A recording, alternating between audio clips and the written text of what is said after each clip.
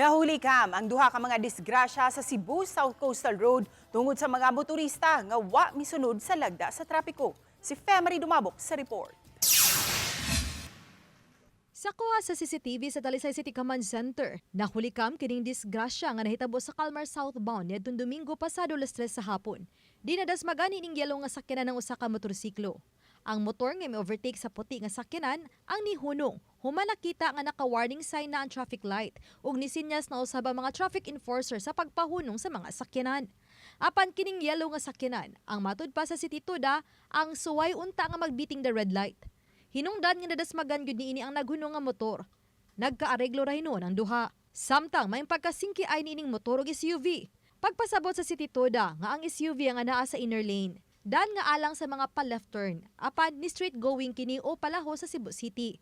Samtang kining usa ka motorsiklo nga nagsubay sa middle lane, kun lane alang sa straight going, ang kalit lang nga ni left turn. Hinungdan sa disgrasya. Mato di tumulak nga parehong sad-an ang duha, hinuon nagkasettle ra sila. Awag lang sa itong mga kaigsunan nga di naging kanunay nga magdali-dali sa pagmaneho. Kunya kinahanglan focus ka kanunay sa mga pagmaneho. Kunya kinahanglan na naagid ka sa eksaktong lugar while nagdagan ka sa pagkadalangan. Oba ni Godfrey Relien, Femery Dumabok. Balitang Bisdak.